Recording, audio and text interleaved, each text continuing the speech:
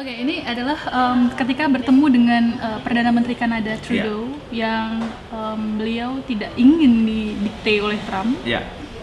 Maka caranya yang ditunjukkan adalah Dia langsung cengkram duluan. Cengkram duluan ininya.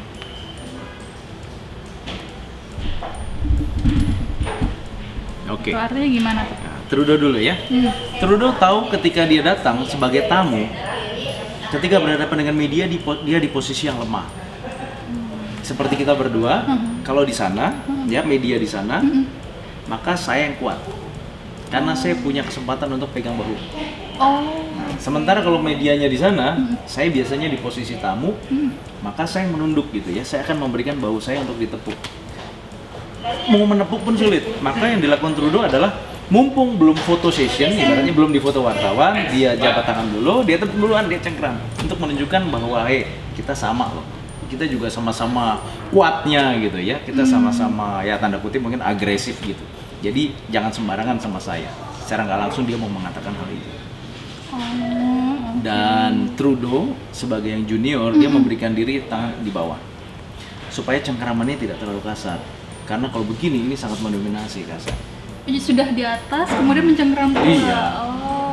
Jadi ketika di bawah ini merendah. Teknik Donald Trump yang lain adalah tujuannya apa? Ya mendominasi juga. Tapi lawan bicaranya paham kalau dia sedang menepuk-nepuk itu maksudnya untuk itu? Mestinya kalau di tingkat kepala negara, di tingkat pejabat publik, mereka sangat paham dan merasakan, bahkan menyadari betul-betul habis ini akan bagaimana mereka juga berpikir. Karena itu kadang kita bisa melihat ketika bukan sahabat ya, kepala negara itu sambil jabat tangan, sepertinya matanya itu terfokus untuk berpikir, saya harus bagaimana. Setelah Jadi tidak fokus sungguh-sungguh kepada temannya, kepada kepala negara yang tengah menjabat tangan dia. Oh, I see. Ini mari kita lihat sekarang Perdana Menteri Jepang yang setelah salaman pun ekspresi wajahnya menunjukkan bete mas di situ. Iya. Nah ini dia begitu. Iya, Abe merasa sekali bahwa dia dikendalikan. Oh. Bahkan badannya pun mau melawan, badannya sampai ikut bergoyang. Kemudian ditarik kembali. Abe mau lepas, tetap ditahan oleh Trump. Oh, oke. Ditepuk kembali. Iya. Lihat ekspresi wajahnya. Ngeselin nih orang, kira-kira dia berkata begitu ya. Kita tahu budaya Jepang itu budaya yang sangat menghargai tata krama. Iya, menghormati orang tua. Komunikasi penuh dengan simbol. Iya, benar. Nah, saya melihat konteks di sini adalah apa ya?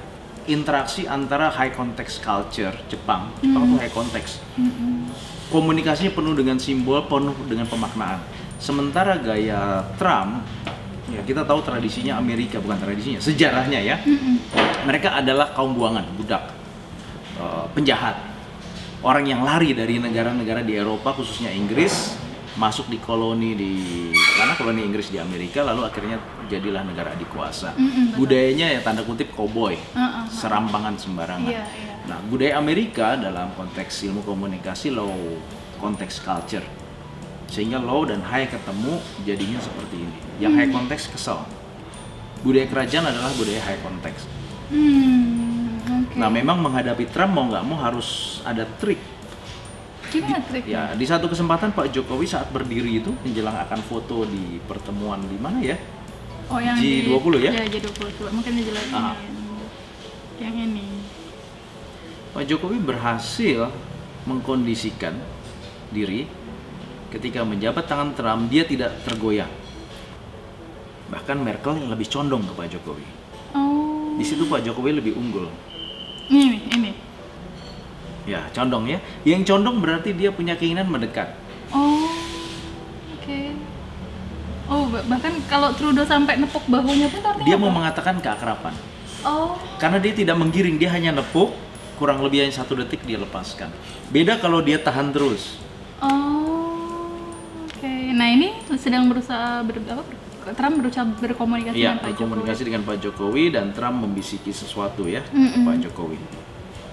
Walaupun Pak Jokowi cukup tinggi, tapi di situ dengan pemimpin negara Amerika dan Eropa masih sedikit kalah tinggi. Iya, betul.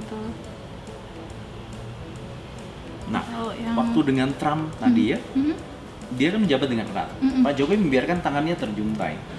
Artinya? Dan posisi sudah dekat. Trump apalagi mendekat. Sehingga biarpun digoncang, coba goncang tangan saya, karena saya dekat, badan saya nggak ikut goncang.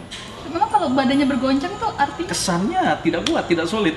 dan ini menggambarkan kondisi negara Negara yang diwakili. iya bisa digoncang oleh negara lain, kira-kira gitu Oke ya. oke, mari kita cek. Termasuk yang- ketika tadi siapa ya, Angela Merkel, kemudian ada pemimpin siapa lagi yang mendekat ke Pak Jokowi, menunjukkan bahwa mereka yang lebih butuh. Karena itu saya condong. Ini posisi forward lean menunjukkan bahwa saya berminat terhadap Anda.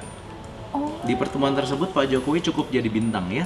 oke, ini yang salamannya. Iya. Menurut saya Trump sadar, Tapi mengapa posisi tangannya selalu begini? iya, terhadap pemimpin Asia terutama Trump merendah.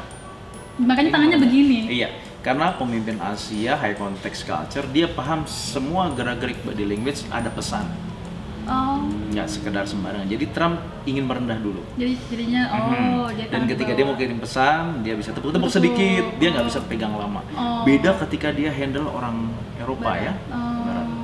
Oke. Dan lihat tadi AB ketika diperlakukan sedikit agresif, mukanya betul-betul nggak nyaman. Oh, kita bisa nanti bandingkan dengan yang Merkel ya. Merkel. Kalau dia Dia kakinya menyilang. begini. Iya, menunjukkan bahwa dia relax. Oh, oke. Dan memang dari body language ini Merkel kelihatan lebih lemah dibandingkan Trump. Bagian yang mananya? Badannya condong menuju Trump, melemah. Kalau Ketika dia seseorang merasa takluk, Heeh. ya, pilihannya dua, lari atau tunduk. Oh, Jadi ketika misalnya saya takut, saya akan merendah,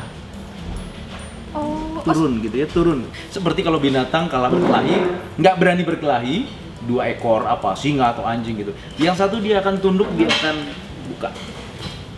Nah, dalam konteks negosiasi, seringkali kalau orang sudah merasa kalah di hati kecilnya, dia akan tunduk, dia akan berusaha mendekat supaya dikasihani.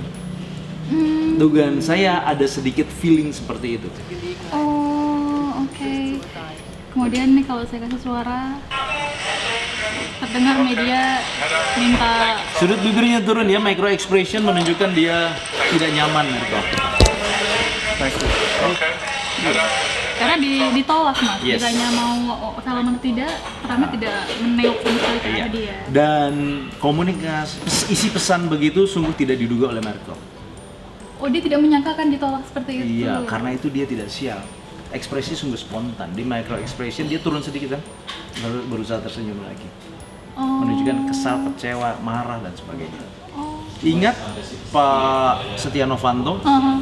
dipegang juga di pundak, bahkan itu tanda kehormatan. Ya. Untungnya tidak dicengkram ya, cuma diletakkan.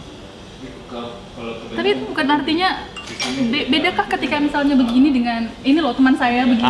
Kalau full malah lebih baik. Dia sahabatku. Oh, Tapi kalau di sini saya meletakkan tangan, ya menunjukkan saya berkuasa atasmu. oh, Di belakang lebih kebapaan gitu ya, merangkul, mendorong. Kalau di sini kan menekan ke bawah. oh, Kamu di bawah saya. oh gitu. Mukanya pun kurang nyaman, entah karena bahasa Inggris yang kurang lancar atau karena hal lainnya. Mungkin dia tidak diprediksi, dia tidak mau nyangka kalau akan Akan dipanggil. diekspos ya, Iya. maju ke depan. Iya. Kalau misalnya Pak Jokowi ingin berhadapan dengan Trump, karena kan mau tidak mau Indonesia dan Amerika Serikat punya hubungan yang sangat dekat. Ya. Warganya saling bergantung lah. Itu bagaimana caranya supaya Pak Jokowi bisa mengimbangi Trump ke depannya kalau misalnya karena janjinya katanya Trump akan kemarin Akan datang dalam ke waktu Indonesia dekat, ya. iya. Iya. Nah, Pak Jokowi itu juga seorang yang polos, terbuka apa adanya. Saya masih ingat ketika pidato sudah menjadi gubernur Jakarta, belum, saya lupa ya. Pidato di depan orang-orang muda pendukungnya, tangannya garuk-garuk, gelisah, musap-musap. Itu menunjukkan bahwa beliau ngomong di depan umum itu nggak nyaman. Beliau jauh lebih mampu ketika duduk lesehan ngumpul dengan beberapa orang. Dalam konteks interpersonal communication atau small group communication, Pak Jokowi saya yakin handal dengan gaya Jawanya. Tapi ketika harus bicara depan publik, dulu sangat tidak meyakinkan. Dan itu kan yang dikritik dari para oposisinya ya. Betul, Nah, betul. tapi saya lihat Pak Jokowi terus, dugaan saya, melatih diri. Iya. Ya, ada konsultannya tentunya ya. Betul, betul. Jadi pertanyaan tadi belum terjawab. Jadi kalau bertemu dengan Trump, apa yang sebaiknya pertama kali gestur yang ditampilkan? Secara zona mendekat, kan menurut Michael T. Hall ya ada pembagian zona komunikasi ya, distance. Nah, zona terdekat kan kurang lebih ya kalau dalam sentimeter 45 cm gitu ya, itu udah paling dekat 45 sampai 60. Maka ketika ketemu Trump memang orangnya hangat, ekspresif, cenderung nggak sadar dia melakukan gerakan yang agak kasar keras gitu ya. Deketin saja, lalu juntaikan tangan seperti gaya pemimpin Asia pada umumnya. Maksudnya jangan beri tenaga, karena Trump akan mencengkram dengan kuat dan dia akan goncang. Coba tolong cengkram dan goncang kuat-kuat. Nah, badan saya nggak kenapa-napa kan, saya tidak tergoncang, saya tidak terpengaruh oleh goncanganmu sekeras apapun. Iya, iya, iya. Nah, pesan itu berbicara ke publik. Oh, Tapi kalau seperti siapa tadi? Bukan Trudeau ya, Macron. Dia sampai terbawa begitu, menunjukkan dia tidak solid. Dan ingat, ini bahasa simbol. Walaupun kenyataannya belum tentu menjadi seperti itu, tapi antar kepala negara berkomunikasi secara nonverbal bisa ditafsirkan banyak sekali.